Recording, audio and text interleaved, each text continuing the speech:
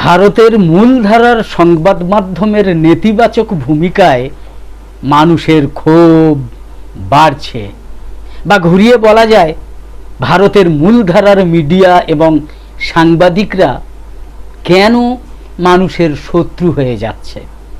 সত্যিই গভীরভাবে ভাববার বিষয় এটা। প্রতিবেদন উপস্থাপন করছি আমি জাকির হোসেন শেখ, আর ক্যামেরায় জিশান আলী শেখ।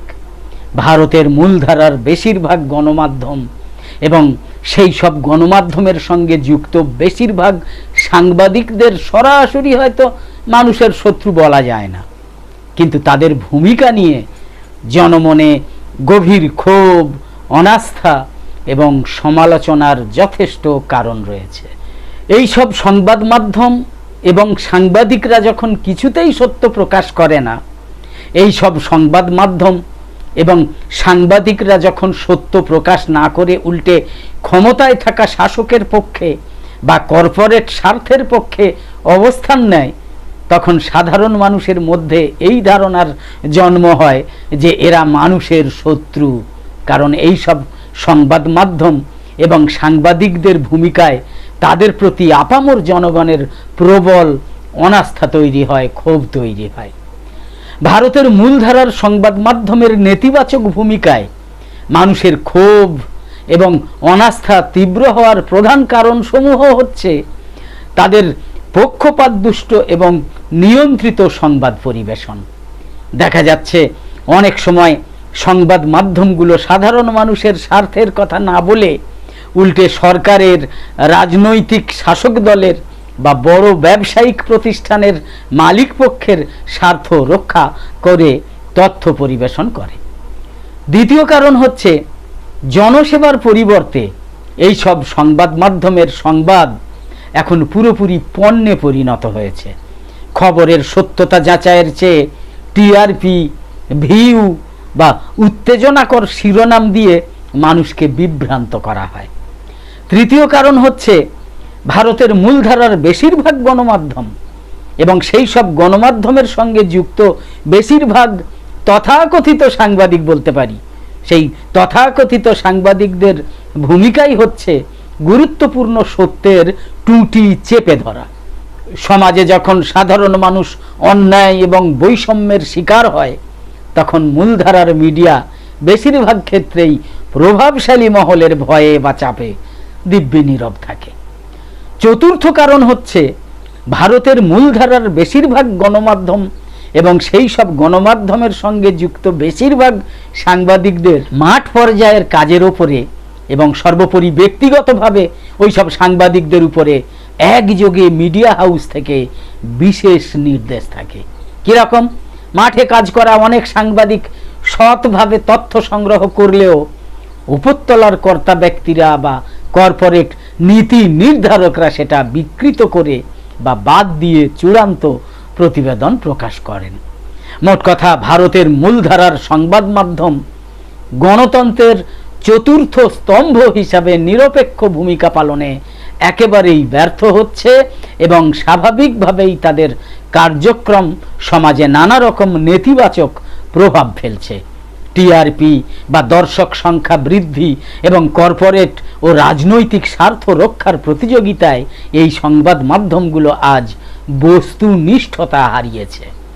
অধিকাংশ বড় গণমাধ্যম আজ শাসক দল বা নির্দিষ্ট রাজনৈতিক মতাদর্শের মুখপাত্রে পরিণত হয়েছে, যেন তাদেরই কাগজ বা তাদেরই এইটা চ্যানেল, এইভাবে পরিণত হয়েছে তারা।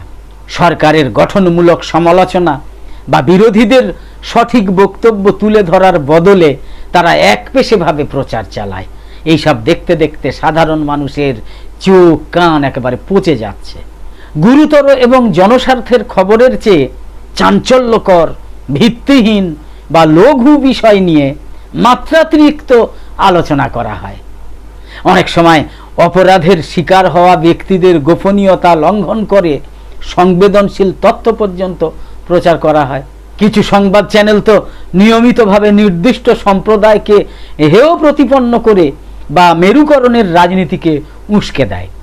এর ফলে সমাজে পারস্পরিক সম্প্রীতি নষ্ট হয় এবং ঘৃণা ও হিংসা বৃদ্ধি পায়। বাণিজ্যিকীকরণ ও পেইড নিউজও আছে। সাথে সাথে বিজ্ঞাপনের লোভ বা অর্থের বিনিময়ে অনেক সময় নির্দিষ্ট কোনো ব্যক্তি, নির্দিষ্ট কোনো দল বা নির্দিষ্ট কোনো কোম্পানির পক্ষে মন গড়া ইতিবাচক বা নেতিবাচক ভাবমূর্তি তৈরি করা হয়, নির্মাণ করা হয়। সচেতনভাবে দেশের আসল সমস্যা থেকে নজর ঘোরানো হয়। দেশের বেকারত্ব, দেশের মূল্যবৃদ্ধি, স্বাস্থ্য এবং শিক্ষার মতো মৌলিক সংকটের খবর এড়িয়ে গিয়ে তুচ্ছ বিনোদন বা সেলিব্রিটি কেন্দ্রিক খবরকে বড় করে দেখানো হয়, যাতে জনমানুষের প্রকৃত দাবিগুলো একদম ধামাচাপা পড়ে যায়, একদম ধামাচাপা পড়ে যায়।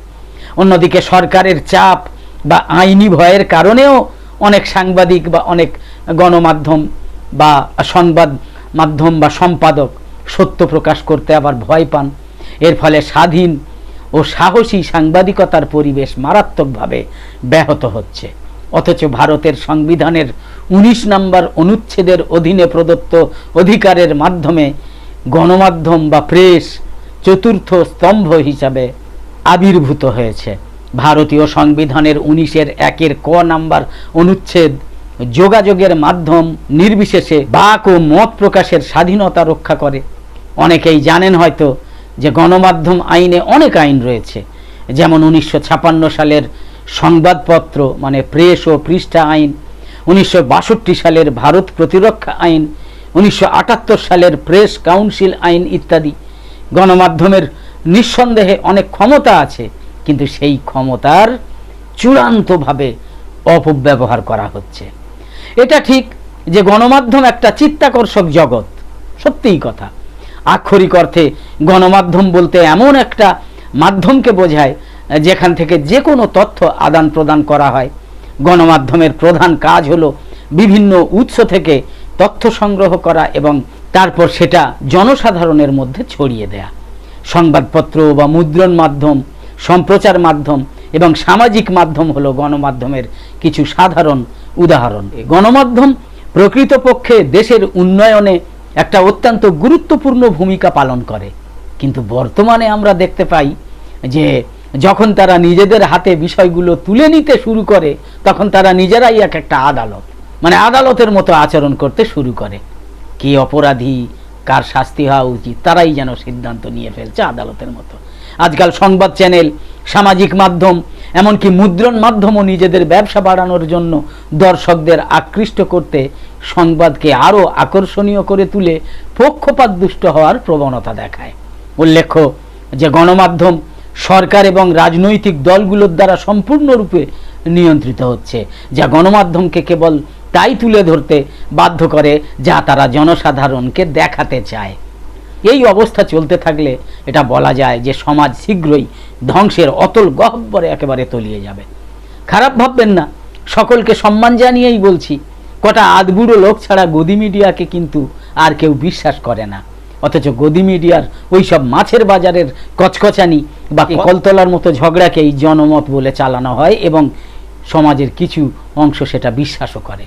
আরশোলারা কিন্তু সেই সত্যটা একদম উলঙ্গ করে দেখিয়ে দিয়েছে। কিন্তু পশ্চিমবঙ্গে এখনো যেটা সমস্যা সেটা হলো গদি মিডিয়াকে কিছুতেই অবিশ্বাস করে উঠতে পারছেন না এক শ্রেণীর ভদ্রলোকেরা। এটা বিশ্বাস করতে পারছেন না যে সান্ধ্যকালীন মাছের বাজারে কখনোই জনমত নির্মিত হয় না। মানুন আর না মানুন, টিভিতে আপনাদের দেখালো কি দেখালো না, এই যুগে সেটা এখন কেউ পৌঁছেও না। মানে শব্দটা বুঝতে পারছেন, কেউ পৌঁছে না। অতি তরুণরা এটা প্রমাণ করে ছেড়েছেন।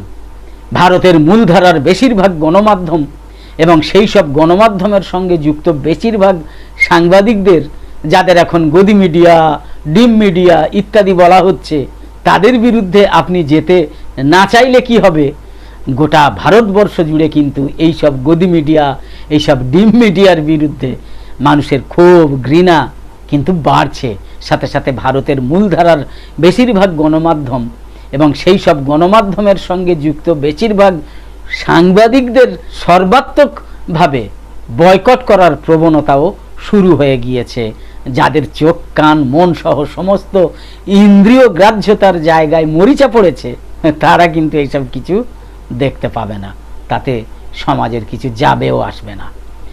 একদম শেষে বলি, নিউজ নির্ভীকে আমাদের নিয়মিত উপস্থাপন করা বিশেষ প্রতিবেদন ভালো লেগে থাকলে ইউটিউবে নোটিফিকেশান পেতে সাবস্ক্রাইব করে পাশের বেল আইকন অন করে অল সিলেক্ট করে রাখুন।